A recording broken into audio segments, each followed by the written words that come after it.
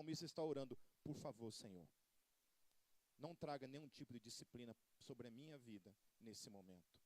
Segura o teu furor, segura a tua ira, não me corrija nesses momentos. E aí no versículo 2 ele vai começar dizendo: misericórdia, Senhor, pois vou desfalecendo.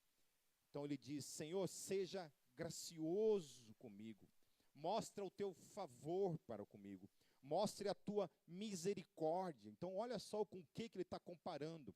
Ele está comparando entre a raiva, o ódio, a ira, o juízo de Deus com a sua graça, com a sua misericórdia, com o seu amor. Então ele está pedindo para Deus: olha, Deus, se for para você me disciplinar, se for para você tratar com o meu pecado, tratar com os meus erros, tratar com a minha falta de caráter, Senhor, venha com graça, venha com misericórdia. Não traga sobre mim o peso da tua ira, mas traga sobre mim, derrame sobre mim, superabunde sobre a minha vida a tua graça. Aleluia e amém. E ele fala o seguinte: porque o pecado dele já está fazendo todo o serviço que o pecado deve gerar na vida do crente. Ele se sente desfalecendo, ele se sente como se estivesse morrendo, ele sente que as suas forças estão saindo dele. Ele está totalmente desfalecido por causa do seu pecado. E essa para mim é uma evidência do Espírito Santo na nossa vida. Essa é a evidência de que o Espírito Santo habita na vida do crente. Esta é a evidência de que eu e você fomos selados pelo Espírito Santo de Deus. É quando a gente peca, a gente faz uma burrada, a gente faz coisas contra Deus. Lembra que domingo passado eu estava falando que todo pecado primeiramente é contra quem, queridos? Contra Deus. Amém? Então, todo pecado que eu cometo, primeiramente eu estou cometendo contra Deus. Ah, mas eu xinguei o meu amigo, não xinguei Deus. Você xingou Deus. Ao ponto que a Bíblia fala: se alguém chamar o outro de louco, ele é digno do quê? Do fogo do inferno. Ele é réu do fogo do inferno. E quem que manda para o inferno? É o amigo? Não. A gente até pode falar para uma pessoa: vai para o inferno, mas a gente não tem o poder de lançar ninguém no fogo do inferno. Certo? Quisera eu ter esse poder, mas nós não temos esse poder de mandar ninguém para o inferno, por mais que a gente deseje. Ainda bem.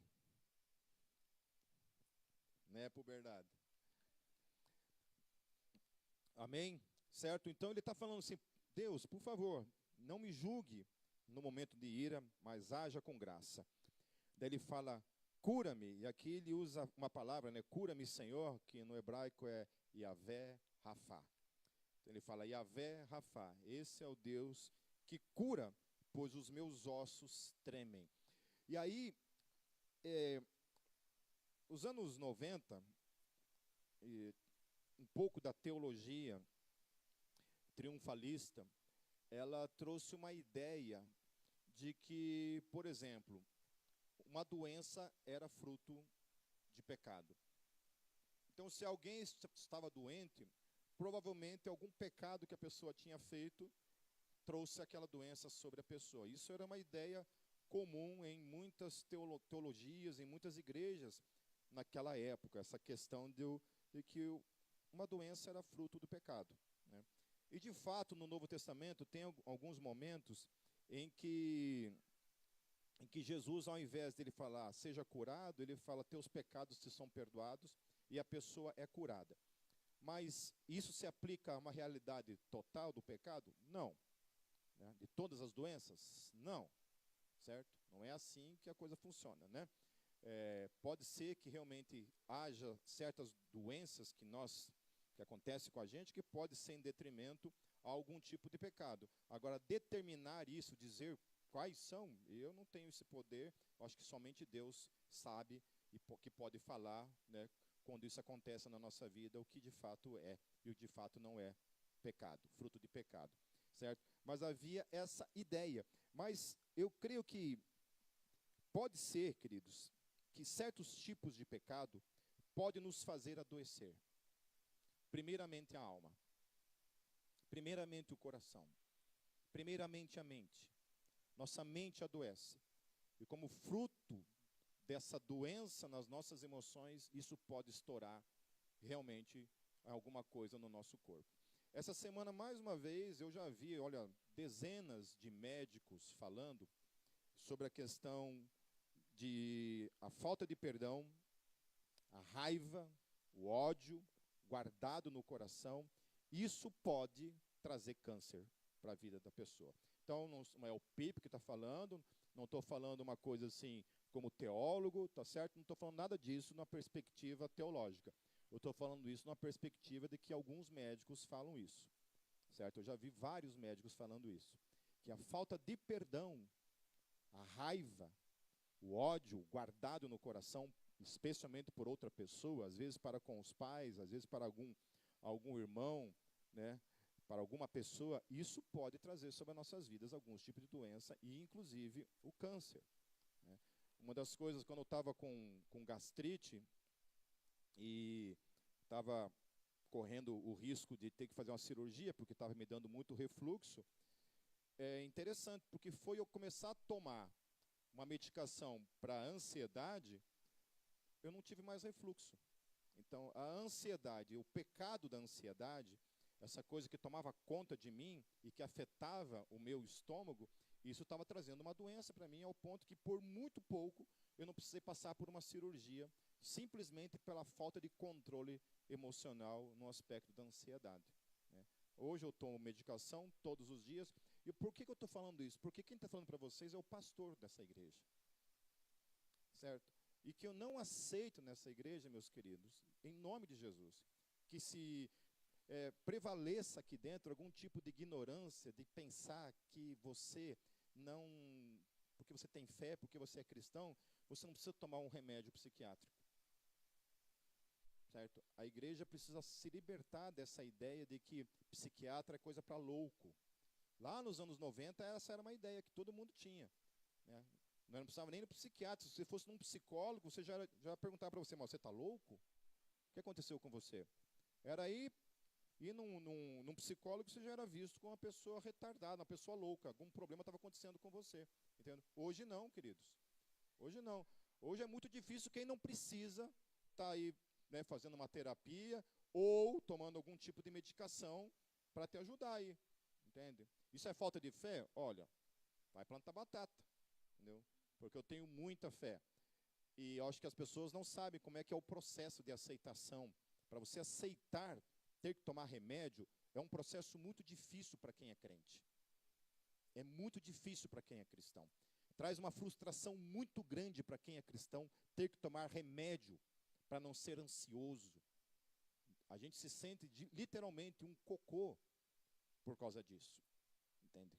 Quando eu passei pela síndrome de pânico, vocês não sabem a crise que eu tive comigo mesmo por achar o que está acontecendo, Senhor. Porque eu creio em Ti, eu creio no Teu poder. Eu confio em você. Por que que isso está tomando conta da minha vida, tomando conta de mim? E não teve jeito, tentei resistir até o último e não conseguia, até o ponto em que eu tive que ir para um psiquiatra. E quando ele falou que eu tinha que tomar durante 2 anos uma medicação, eu caí no chão. Fui para casa chorando e demorei um tempo até ter que aceitar isso. Entendeu? Mas passei pelo processo, foi uma bênção. Fiquei 10 anos numa boa. Depois de 10 anos precisei voltar a tomar, porque de novo a coisa estava tomando proporções fora do controle. E é isso. Estou falando isso por quê? Porque tem um pastor aí famoso aí nas redes sociais que fala que esse negócio de psicologia, de divã, de terapia, de psiquiatria, esse tipo de coisa é falta de fé, é coisa de Satanás que está adentrando na igreja, né? É tudo isso, né? Eu acho que esse tipo de pessoa que vai na internet e fala esse tipo de coisa, aí eu concordo que ela tem que ser responsabilizada, se na sua igreja alguém se suicidar, ela tem que ser presa por assassinato, por ter cooperado com o suicídio de uma pessoa, por ter cooperado com a destruição da saúde emocional de uma pessoa. A minha esposa, por muito pouco, ela não tirou a vida dela. Muito pouco. Hoje ela está viva, bem, feliz, primeiramente por causa do Senhor, que não permitiu que ela tomasse uma atitude mais drástica, mas porque ela toma todos os dias a sua medicação, que ajuda a controlar as coisas na mente dela. Entende? Falta de fé? Falta de amor a Deus? Falta de crer na Bíblia? Olha, acho que ninguém tem mais fé do que ela e crê mais do que ela. Mas é isso. Amém? Então isso, o salmista, ele encontra essas questões do pecado nele, ele sente que ele está desfalecendo, e ele pede para Deus curar ele daquilo que o pecado estava trazendo sobre a vida dele, desfalecendo a vida dele.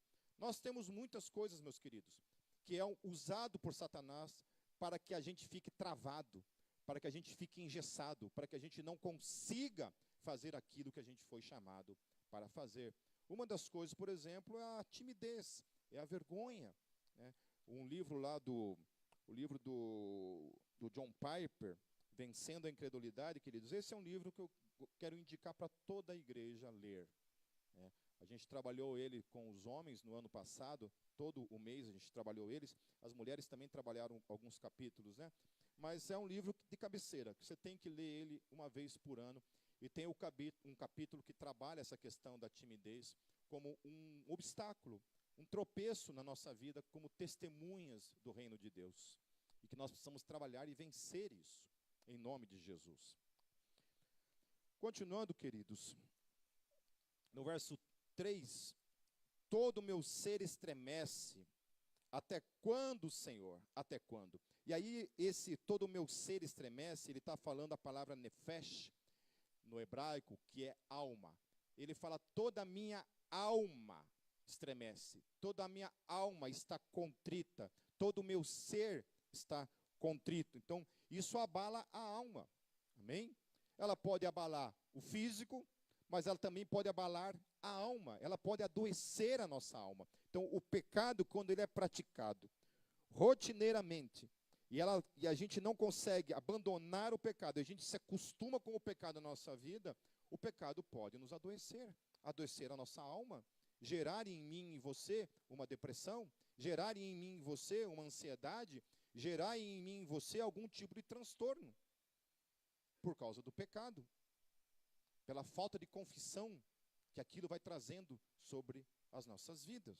É disso que o salmista está falando. Então, ele está sendo abalado por todo o pecado que ele tinha cometido.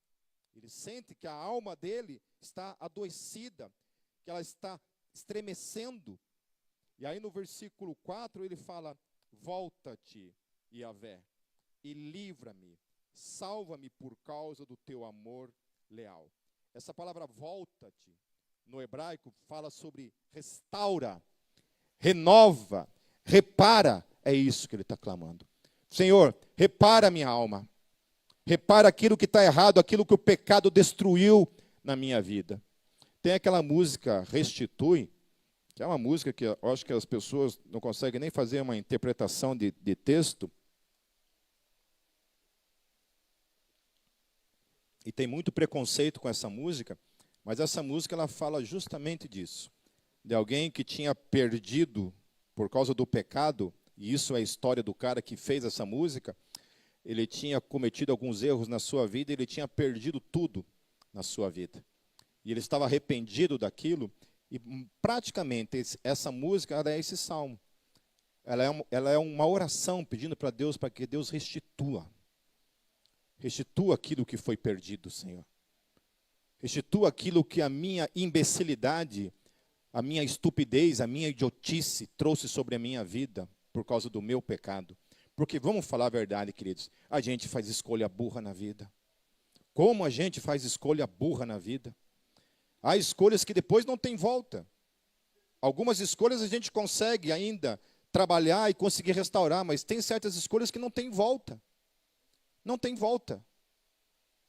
Hoje eu estava vendo lá no WhatsApp, lá num grupo que eu faço parte, uma briga de torcidas, não sei se foi em Vitória, no Espírito Santo, de duas torcidas lá de cima, E os caras, mas era tipo assim, umas 500 contra uns 500, assim, tudo se matando por causa do futebol. Eu estava pensando assim, meu Deus, que escolha idiota. Você pode morrer por causa de um time de futebol. Eu acho que uma pessoa que morre por causa de um time de futebol, não sei se merece ser enterrado. Sério, joga na descarga e puxa, assim, ó, sabe? Porque morrer por causa de futebol, que é uma coisa mais idiota do que essa, né? Morre por causa de uma estupidez. Espera aí que eu estava na carne, deixa eu voltar no espírito. Então ele fala, restaura, Senhor, restaura aquilo que o pecado gerou na minha vida. No caso de Davi, já falei para vocês, depois leiam lá o drama de Absalão, ou assistam essa pregação do pastor Caio Fábio, feita lá nos anos 90, que ele vai falar da realidade do que aconteceu com aquele homem que enfrentava gigantes, aquele homem que tinha um coração segundo o coração de Deus, um homem que era segundo o coração de Deus, e vai lá por causa de uma estupidez, por causa de uma idiotice, ele destrói literalmente a vida dele e a vida da família dele. Ele quase acaba com todo o reino de Deus por causa da estupidez dele. Por causa da sua idiotice. E a gente não é muito longe dele não. Entende? A gente não está muito longe de ser pessoas tão idiotas quanto Davi foi. Nas suas escolhas. Depois dessa palavra, salva-me, vai falar sobre remover, afastar, libertar ele desse pecado. Depois vai falar sobre esse amor leal, ele vai falar sobre graça, porque só Deus pode nos salvar de nós mesmos por meio da sua graça. Por meio da sua graça. Na Bíblia tem questões que o apóstolo Paulo, inclusive, fala que tudo aquilo que o homem semear, isso também lhe colherá. Né? Eu penso que isso não é um absoluto, porque, graças a Deus, as misericórdias do Senhor se renovam todas as manhãs. E graças a Deus que Deus não me faz colher tudo aquilo que eu planto. Porque se eu colher tudo aquilo que eu planto, eu estou lascado. E muitas vezes, do contrário, eu colho coisas que eu não plantei. Porque quem plantou foi o Espírito Santo na minha vida. Amém? Certo? Se depender de nós, a gente estava lascado. No verso 5, ele fala, quem morreu não se lembra de ti, entre os mortos, quem te louvará? Então, alguns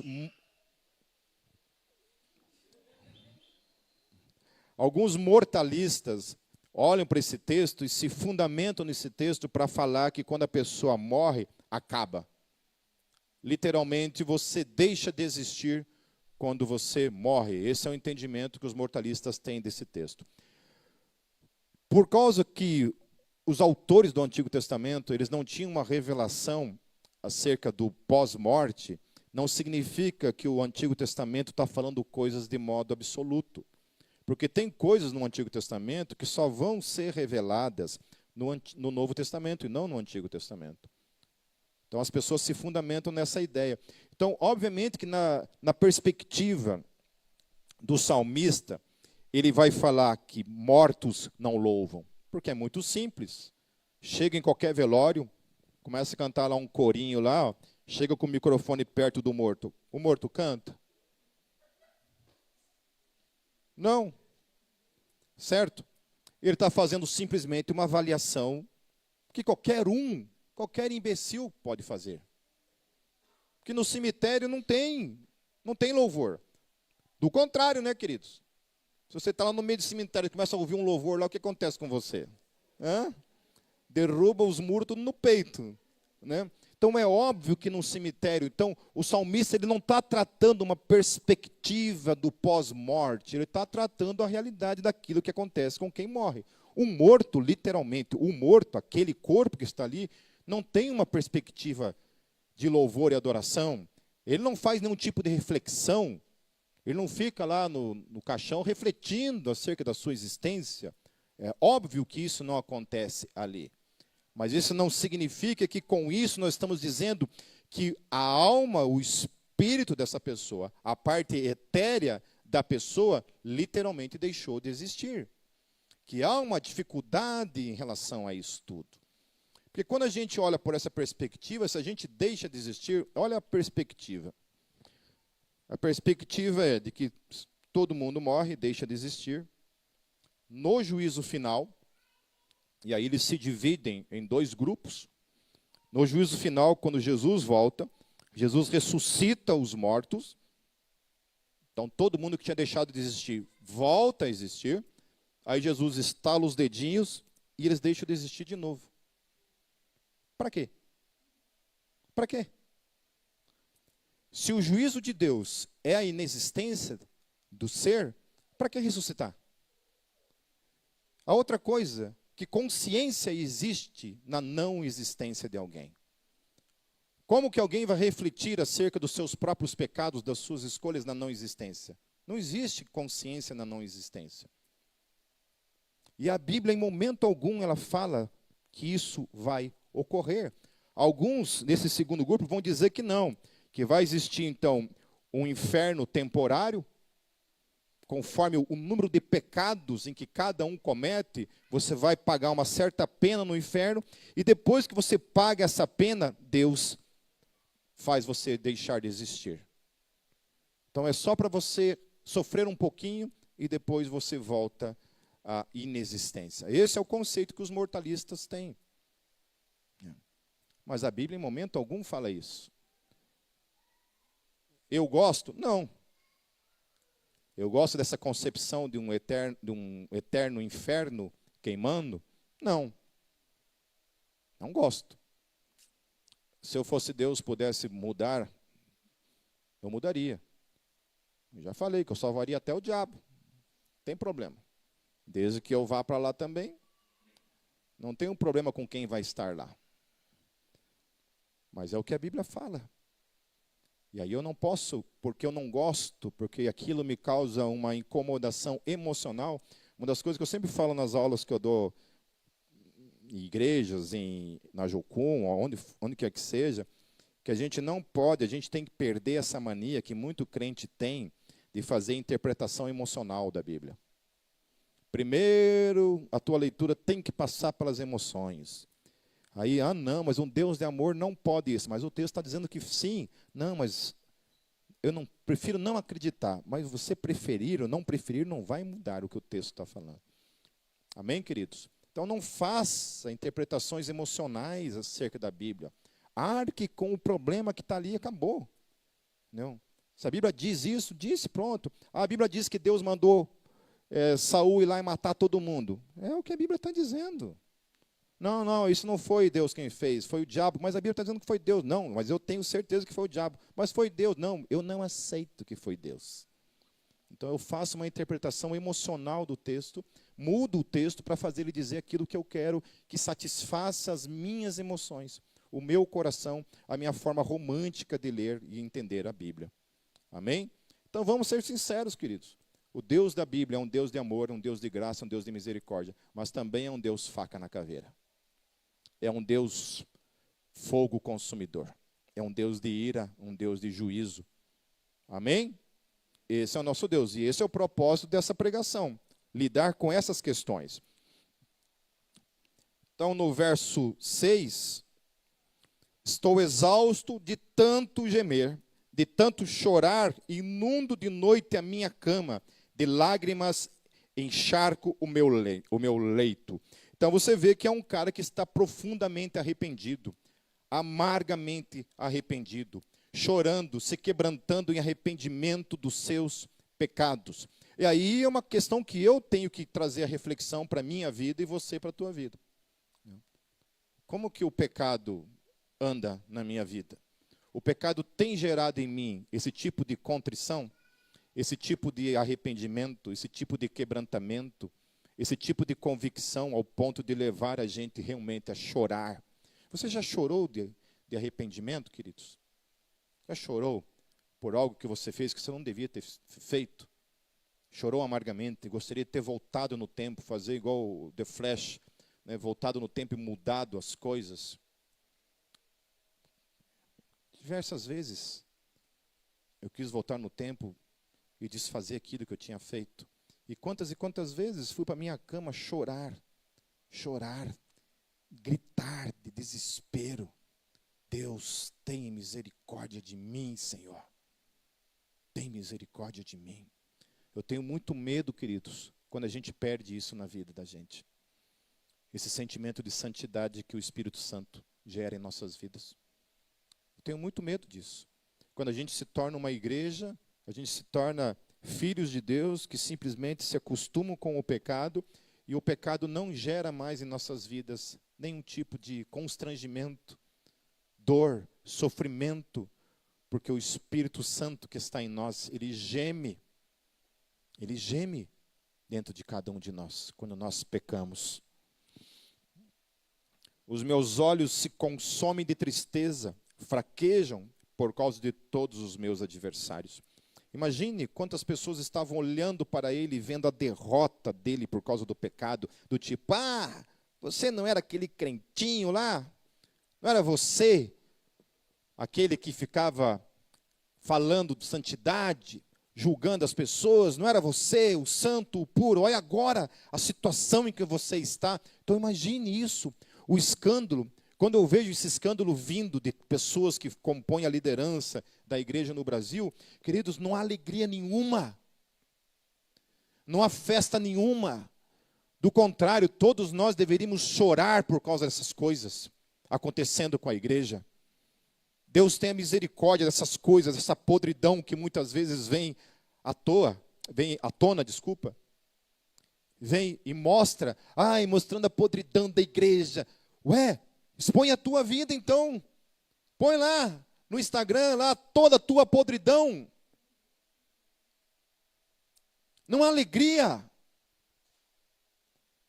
Quando algum amigo, pastor, alguém de liderança nesse país, vem e é exposto da forma como é exposto, eu choro. Eu falo, Deus, tem misericórdia, Senhor. Tem misericórdia. Porque a igreja, queridos, não tem misericórdia daqueles que pecam. Não tem misericórdia. Vai lá, naquela live, Pastores Inglórios, e só dá uma lida em todos os comentários daquela live.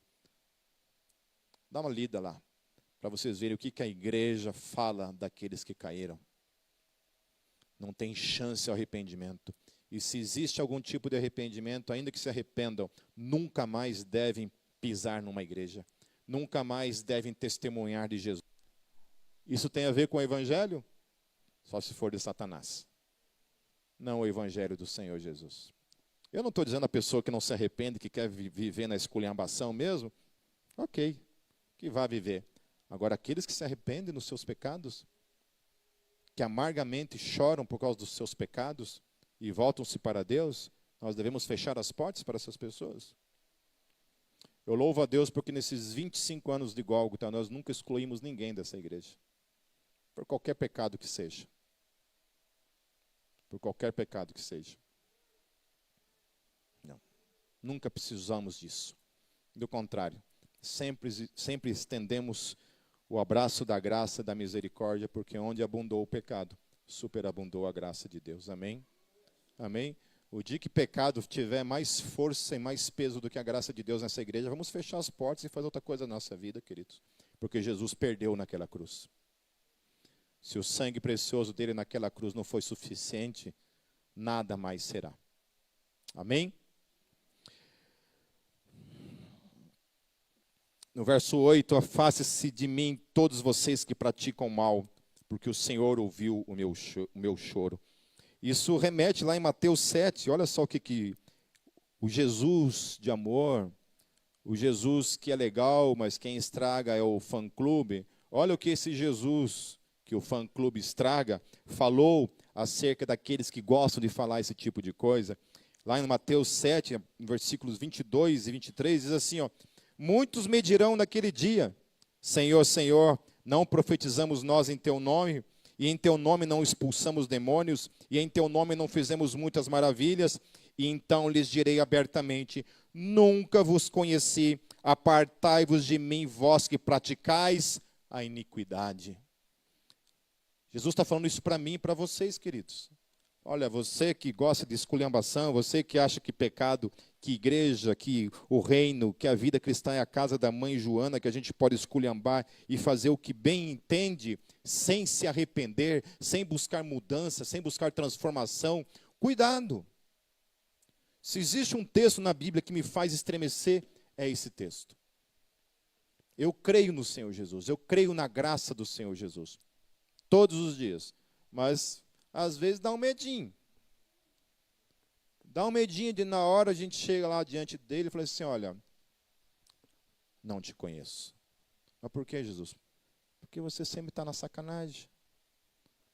Você achou que a minha graça fosse a casa da mãe Joana? Você estava muito enganado. Porque ele fala isso, ele fala assim que a repulsa de Jesus não é por aqueles que se arrependem, mas a repulsa de Jesus está naqueles que fazem do pecado uma prática diária, uma praticidade diária. Todos os dias vive na prática do pecado e não se arrepende. Por isso o medo dessa frieza da alma, onde não existe mais arrependimento, não existe mais o desejo de mudança, o desejo de transformação. Eu tenho que olhar para a minha vida todos os anos, quando termina os anos, como é que está o meu caráter? Eu mudei, houve transformação na minha vida, eu estou melhor, eu estou uma pessoa mais perdoadora, eu estou uma pessoa mais serva, uma pessoa que julga menos, uma pessoa que ama mais, uma pessoa que ora mais pelas pessoas. Eu sou essa pessoa, ou sou uma pessoa que não muda, passa o tempo, e a minha vida simplesmente não muda. É onde eu tenho que colocar em xeque o que de fato aconteceu dentro de mim. Foi uma transformação verdadeira? Eu estava vendo um curta do cantor lá, Zezé de Camargo e Luciano, né? O Luciano. O Luciano, ele se converteu, e ele falou do testemunho dele, da experiência que ele teve com Jesus. Né? Porque ele até acreditava em Jesus, tal, mas ele nunca tinha tido uma experiência com Jesus. Daí ele testemunhando isso, eu acho que foi lá no Danilo Gentili, e ele falando a respeito daquilo, da transformação na vida dele, do quanto isso transformou a vida dele. Então isso é conversão genuína. Isso é conversão genuína. O que de fato transformou dentro da minha vida, ou eu continuo o mesmo crápula de sempre, o mesmo promíscuo de sempre, o mesmo mentiroso, o mesmo egoísta, o mesmo violento, a mesma pessoa de sempre. Tem que mudar, porque uma hora, queridos, a gente vai estar diante do leão da tribo de Judá. E eu tenho medo que ele diga para mim: você é alguém que viveu a sua vida praticando a iniquidade, ao invés de viver uma vida de arrependimento e transformação. Depois, no versículo 9, o Senhor ouviu a minha súplica, o Senhor aceitou a minha oração. Serão humilhados e aterrorizados todos os meus inimigos, frustrados recuarão de repente. Eu acho lindo o final desse salmo, porque o salmo fala que o Senhor ouviu por quê a súplica dele. Por que que o Senhor ouviu a súplica dele? Porque foi uma oração de arrependimento. Uma oração de alguém que estava arrependido por causa dos seus pecados. Ele vai diante de Deus e fala: Senhor, me perdoa. Me perdoa. Me perdoa, me salva, me cura, Senhor. Tem misericórdia, Senhor, porque o meu pecado está destruindo a minha vida. Então é um homem que se chega diante de Deus com esse coração arrependido. E aí olha que lindo. E ele fala que o Senhor aceita a oração dele, porque é uma oração quebrantada. É uma oração de arrependimento. É uma oração que o resultado dela vai ser de que Deus vai levantar essa pessoa diante de todos aqueles que o reprovaram quando ele caiu. E é isso que eu acho lindo. É isso que eu acho lindo. Porque Satanás destruiu a vida daquele cara por causa do pecado. E aquela pessoa se arrependeu do seu pecado e Deus vai e restaura toda a sua vida. Agora, se Deus quer restaurar a vida e a igreja quer continuar pisando na cabeça dele, e o impedir, e o impede de se levantar, alguma coisa está de errado com a gente. Quando o filho pródigo sai de casa e vai viver a sua vida de prazeres, quando ele volta, o que o pai faz com ele? Coloca ele de disciplina? Coloca ele junto lá no chiqueiro comer com os porcos? Nunca mais ele vai ser filho? Nunca mais vai poder sentar na mesa para comer com sua família? O que o pai faz? O pai dá um anel para ele. O pai dá um banquete para ele. O pai o coloca de novo na posição de filho, porque ele se arrependeu. Voltou daquele caminho errado e se voltou para o Senhor, e Deus restaurou a vida dele, aleluia. E aí, o irmãozinho mais velho, os crentes, aqueles que gostam de ir lá ver pastor caindo, gosta de pisar na cabeça de quem cai, gosta de pisar na cabeça de quem tropeça, gosta de ir junto com Satanás, o mundo, o diabo e tudo mais, todo o inferno, julgar e condenar, fica lá olhando com inveja o fato do pai estar restaurando aquele pecador miserável. Porque é graça, queridos. Isso é graça. Então o arrependimento, ele sempre tem esse poder de restaurar, não importa o pecado que eu e você tenhamos cometido.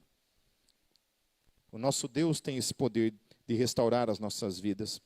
Jesus, ele conta uma história bem interessante, lá em Lucas, no verso 18, a partir do verso 11, ele fala assim, não, é verso 10 mesmo. 2 homens subiram ao templo para orar, um fariseu e o outro publicano. Então, o fariseu é esse cara religioso, né? É o cara que cuidava da lei, é o cara que cuidava ali, né, do policiamento moral em Israel. 2 homens, um fariseu e o outro publicano. Então, o publicano era o odiado, porque o publicano era aquele cara que cobrava os impostos do povo, que era o Haddad da época lá, né? Então, imagina o Haddad, né? O Haddad, sei lá, a Madre Teresa de Calcutá. Tá? Os dois estão lá no templo, né? O fariseu, estando em pé, orava consigo desta maneira: ó Deus, graças te dou, porque não sou como os demais homens, roubadores, injustos e adúlteros, nem ainda como este publicano. Além dele olhar e falar que ele não é igual a todo mundo, ele ainda olha para o publicano, para aquele miserável que está ali, cobrador de impostos, né? E fala assim: obrigado, porque eu não sou que nem esse cara.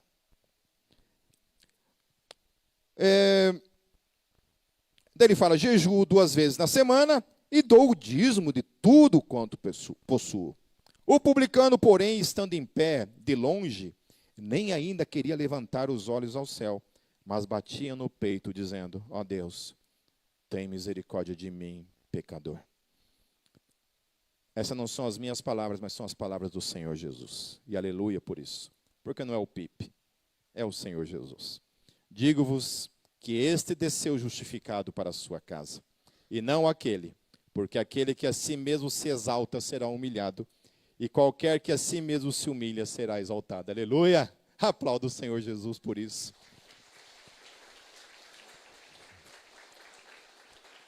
Amém? Amém? É isso. O que nos aproxima de Deus é esse coração quebrantado, consciente de que nós somos pecadores e que se humilha diante de Deus. É esse que Deus levanta. Não adianta chegar diante de Deus soberbo, cheio de si mesmo, como pecador ou não, na praxis ou não, achando que pode se aproximar de Deus, que não seja a graça de Deus que te aproxima. Eu tinha um outro texto de Apocalipse aqui, mas eu quero encerrá-la com 2 Coríntios, no capítulo 7, os versos 9 e 10. Olha que coisa linda, como que funciona o arrependimento dos justos. Paulo falando, ele diz assim: agora folgo, não porque fostes contristados, mas porque fostes contristados para arrependimento. Pois fostes contristados, segundo Deus, de maneira que por nós não padeceste dano em coisa alguma. Porque a tristeza, segundo Deus, opera arrependimento para a salvação, da qual ninguém se arrepende, mas a tristeza do mundo opera a morte. Então, olha que coisa linda. Paulo está falando que quando a gente peca e a gente se entristece diante do pecado, Paulo está falando que essa é a ação do Espírito Santo. É a ação de Deus na nossa vida para que a gente seja levado ao arrependimento. E sendo levado ao arrependimento, isso traga sobre as nossas vidas salvação. Salvação que se manifesta por meio do arrependimento. De alguém que um dia de fato provou da eternidade, da vida eterna em sua vida, a vida de Jesus em si. Amém? Amém? Então, se não é Deus quem traz, ele pode no máximo trazer um tipo de remorso que não vai levar a nada. Hoje eu vi um vídeo de um ex-funkeiro. Não estava assistindo funk. Estava vendo um vídeo de um ex-funkeiro. E ele falando assim, olha, eu quero pedir permissão para vocês, porque esse é meu último show.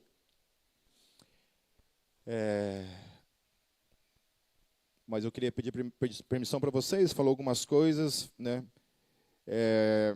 Que eu tenho uma notícia para dar para vocês. Daí ele vai para trás assim, pega um cartaz e vem no cartaz, na frente do palco e levanta esse cartaz assim, cheio de gente. Estava escrito assim no cartaz: porque já não sou eu mais quem vive, mas Cristo vive em mim. Aleluia. Aplauda o Senhor Jesus.